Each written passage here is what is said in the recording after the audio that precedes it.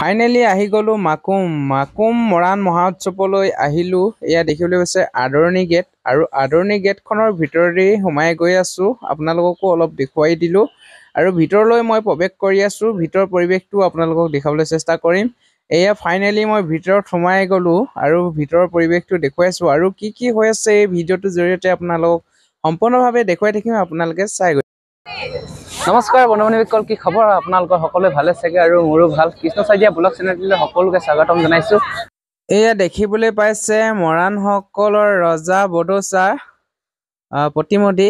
আপোনালোকক অলপ দেখুৱাবলৈ চেষ্টা কৰিছোঁ। এয়া দেখিবলৈ পাইছে, ইয়াত দেখিবলৈ পাইছে শ্ৰদ্ধাঞ্জলি প্ৰতিমূৰ্তি।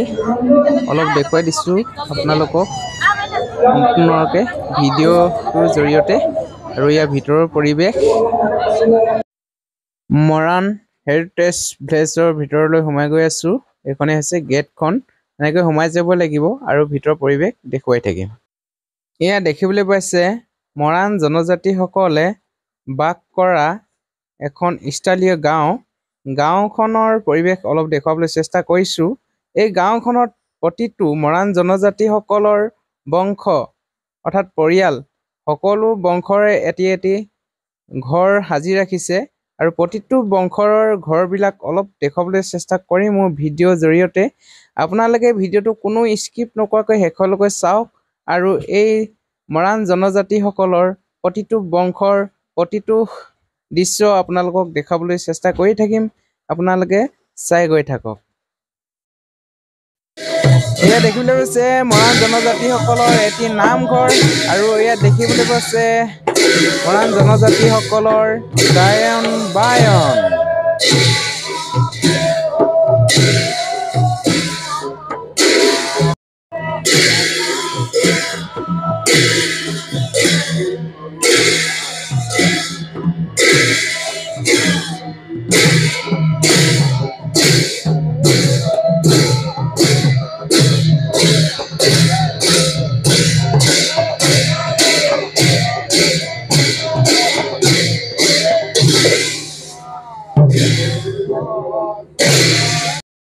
আপোনালোকক গায়ন বায়ন দেখুৱালোঁ। এতিয়া দেখুৱাইছোঁ গাঁওখনৰ পৰিৱেশ। এয়া হৈছে গাঁওখনৰ পৰিৱেশ। কি সুন্দৰ এটা উখল মাখল পৰিৱেশ দেখিবলৈ পাইছে। এয়া আপোনালোকে দেখিবলৈ পাইছে মৰাণ মহোৎসৱৰ খাদ্য মেলা। আপোনালোকক অলপ দেখুৱাবলৈ চেষ্টা কৰিলোঁ, আৰু এতিয়া আপোনালোকক লৈ যাম বাণিজ্য মেলালৈ। এয়া দেখিবলৈ পাইছে গাহৰি মাংস খৰিকা সুন্দৰ। এয়া দেখিবলৈ পাইছে বাণিজ্য মেলা, আৰু বাণিজ্য মেলাত অংশগ্ৰহণ কৰা সকলো ৰাইজ ইয়াত বাণিজ্যৰ সৈতে অংশগ্ৰহণ কৰিছে, লগতে সকলো আহিছে, আৰু ইয়াত আপোনালোকক বাণিজ্য মেলাৰ সকলোবোৰ দেখুৱাবলৈ চেষ্টা কৰিছোঁ। এই মোৰ ভিডিঅ'টোৰ জৰিয়তে আপোনালোকে চাই গৈ থাকক।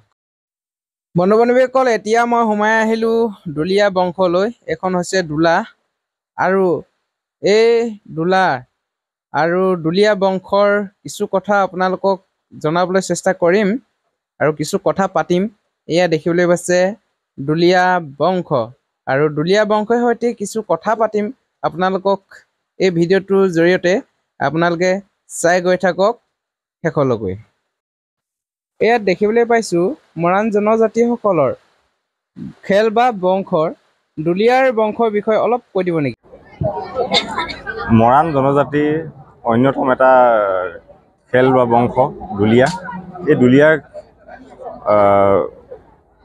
খেলটো উৎপত্তি তাহানি মৰাণ ৰজা মহাৰজাসকলে ৰজাক মানে বাহন হিচাপে দোলা যোগান ধৰিছিল। সেইটো সময়ত গাড়ী মটৰ তেনেকুৱা মানে ব্যৱস্থা নাছিল। সেয়ে সেই দোলাৰ জৰিয়তে ইটো ঠাইৰ পৰা সিটো ঠাইলৈ মানে ৰজাক যাতায়াতৰ সুবিধা কৰি দিছিল আৰু সেই সূত্ৰে আমি দুলীয়া আমাক দুলীয়া নামাকৰণ কৰিলে আমি দুলীয়া পৰিয়াল তেনেকৈ হ'লোঁ। আৰু ইমান ব্যস্ততাৰ মাজতো মোক ইমানকণ সময় দিলে আপোনালৈ বহুত বহুত ধন্যবাদ। মোৰ ফালৰ পৰাও মানে আপোনালৈ ধন্যবাদ জনাইছোঁ। ধন্যবাদ। বন্ধু বান্ধৱীসকল আহি ইয়াত বহুত দেখুৱালোঁ, আপোনালোকক চালে আৰু ইয়াতে মোৰ কেইজনমান ইউটিউবৰ চিনাকি বন্ধু কেইজনমান লগ পাইছোঁ, আপোনালোকক চিনাকি কৰাই দিব লৈছোঁ। ইয়াত দেখিবলৈ পাইছে ৰহিন দাক প্ৰায় দেখিয়ে থাকে। নমস্কাৰ। আৰু এইফালে আমাৰ জোনমণি বা, এইফালে আমাৰ বৰ্ণালী ব্লক। আজি এয়া মৰাণ মহোৎসৱলৈ আহিছোঁ, খুব ভাল লাগিছে। ভাল লাগিছে? আপোনাৰ কেনেকুৱা লাগিছে? ভাল লাগিছে, খুব ভাল লাগিছে। তাৰমানে মৰাণ মহোৎসৱত ইমান ধুনীয়া এখন গাঁও চুবুৰী বংশালী একদম নিজৰ নিজৰ বংশবিলাক বনাই ৰাখিছে আৰু বংশবিলাকৰ বিষয়লৈ ইমান সুন্দৰকৈ হেৰি কৰিছে, মানে জ্ঞাত কৰি দিছে। খুব ভাল লাগিছে, বহুত ভাল লাগিছে। ৰহিন দা কেনেকুৱা লাগিছে? একদম বিন্দাছ, চাকাচ চাকাচাক নেকি? চাকাচাক। বহুত বস্তু পালো, বহুত বস্তু শিকিলো। মই এজন ককাক বিশেষকৈ লগ পালো, ককাৰ পৰা মই নেদেখিবলগীয়া আৰু নেজানিবলগীয়া কথা বহুত কিছুমান জানিলো। গতিকে মোৰ ৰোহিণ ফুকন ব্লগত যদি আপোনালোকে গৈ চায় তেতিয়াহ'লে নিশ্চয় আপোনালোকে গম পাব কি বস্তুনো দেখিলো। এবাৰ আপোনালোকে চাব আৰু সঁচাকৈ এইটো এটা বেলেগ এটা পৰিৱেশ। ইয়াত মৰাণসকলৰ যিসকল বংশক লৈ মৰাণ জনগোষ্ঠীটোৰ সৃষ্টি হৈছে, প্ৰত্যেক বংশৰে একোটা একোটা পৰিচয় দাঙি ধৰিবলৈ চেষ্টা কৰিছে। আমি এতিয়া বৰ্তমান আছোঁ সদৌ দুলীয়া বংশ ঘৰত। এখন দোলাখনো দেখাই দিয়ে অলপ। এই দোলাখন দেখি আহিলোঁ ইয়াত, গতিকে খুব ভাল লাগিলে। তেওঁ আদৰ কৰি পেলাই একাপ ৰঙা চাহ খাই যাবলৈ বুলি ইয়াতে বহালে, আমি বহিছোঁ।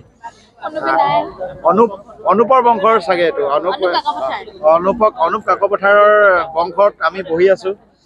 গতিকে খুব এটা ভাল লাগিল। ধন্যবাদ আপোনালোকৰ লগত কথা পাতি বা চিনাকি হৈ এখেতসকলক লগ পালোঁ আজি প্ৰথম। ভাল লাগিল। আপোনাৰ চেনেলটোৰ কথা কৈ দিয়ক অলপ।